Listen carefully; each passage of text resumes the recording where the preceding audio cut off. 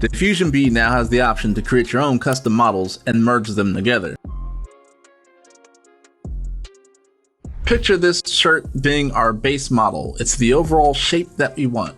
Our LoRA that we'll be using is essentially the style that we want to put on that shirt. After you merge them together, you'll have a brand new model with the base model, which is like the overall shape, and your LoRA, which is like the overall style that's being applied to that shirt. Hopefully that's a little clearer what the base model does and what the LoRA does. The LoRA tools, which you can access on the left-hand side, or from the home menu by clicking LoRA tools on the bottom, it'll bring you to this window here. You're going to choose your safe tensor file, and you're going to choose your LoRA weights. From here, you have the option to choose from 0 to 1, so 0.5, 0.3, etc., etc. It should be worth noting, websites like CividAI offer plenty of resources to play around with, so you can find some fun LoRAs and safe tensor files to download. You can go into the filters by day, week, month, year, all time. You can look for safe tensors, you can look for LoRA files, VAE files, etc., etc. Play around and check out my previous videos on how to make your own custom models, how to convert them using the online tools to convert CKPT files into safe tensor files, and utilize those in your brand new merges.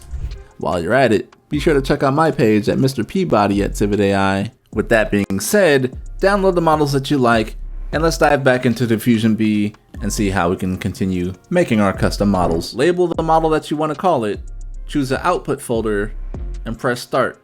So some examples I have are merges of models that I've created previously, which you can download from CividAI. I just put this one out now, the Chibi Monster model. But from here, you can take these models, download them, and merge them with the LoRA. And I'll show you some of the results now. The Atomic Comic Monster model creates these really fun chibi looking images.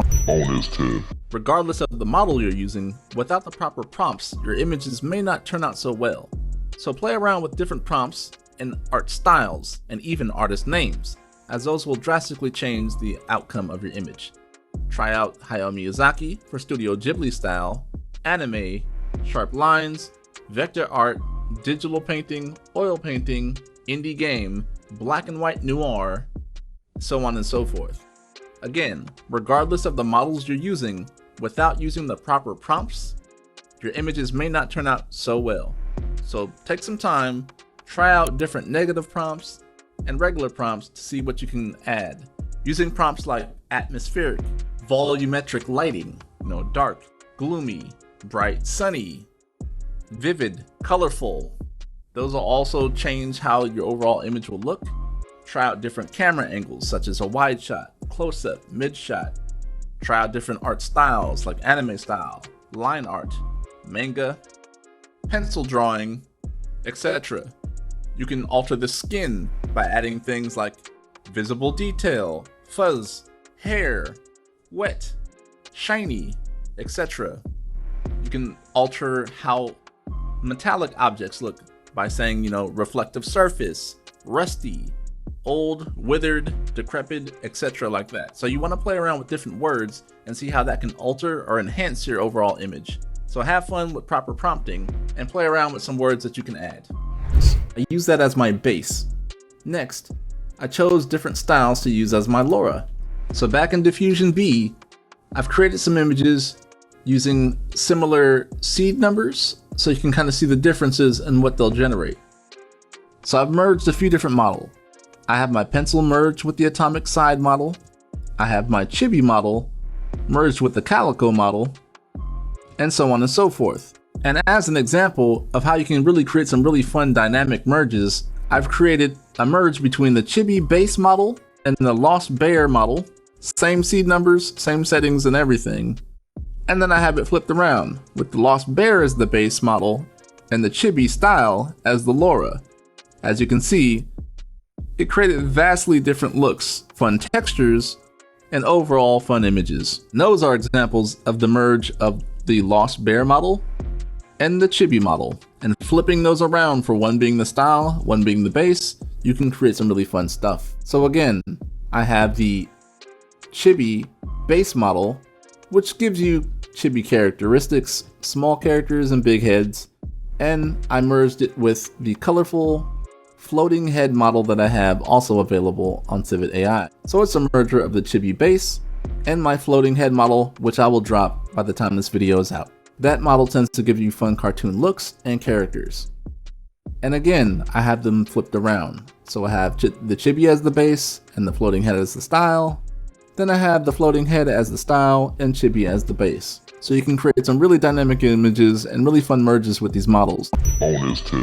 Let's do something fun and try merging multiple models. So far, I have the floating head and chibi model merged. So let's add a third. I'm going to go to LoRA Tools, choose my merged model, which I already created, which is a safe tensor. I'm going to select the chibi base floating head style. I need to choose a LoRA. Let's try something different. So I'm going to merge those two with the tattoo style that I created earlier. You'll notice that the LoRA file is much smaller than your regular safe tensor. I'm going to choose open. And now we can choose the ratio. How much of this do we want to influence? So let's start off with 0.3. You have to name this now. So this is now the floating head chibi tattoo. You now have to choose the output directory. Once you have that selected, you can press start.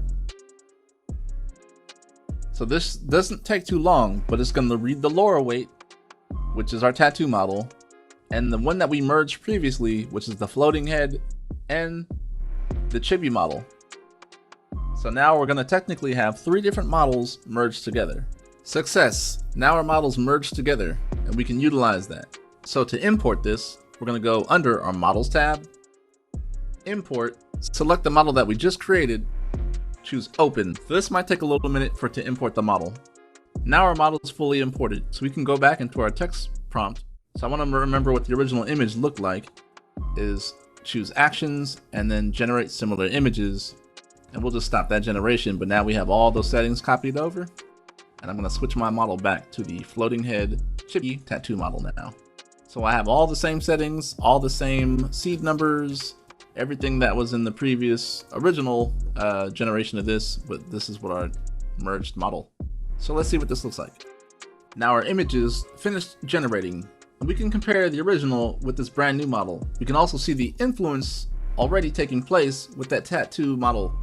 There's a lot of darker shading happening. It's a little bit more vector art influenced.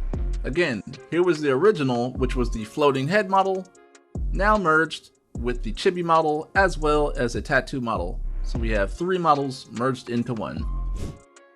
So unlike some of the other apps out there, DiffusionBee is very unique in this sense, where your models are blended together and they're brand new safe tensor models. So I can continue to add that back in here, add a brand new LoRA, and then I'll have a merger of essentially 3 different models.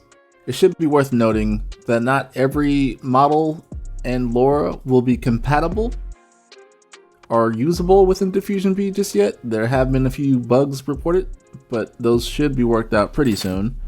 Also, changing the LoRA ratio will change the overall model drastically, so you will have to experiment what works best for your particular model. Sometimes it may be overtrained and it'll look like if you had applied too much sharpening around the edge, it just won't look good. You'll know what I mean when you generate these images. And you just kind of have to keep playing around until you find the sweet spot. You can continue doing this as long as you'd like. With that being said, continue watching this video series as I cover more of DiffusionBee.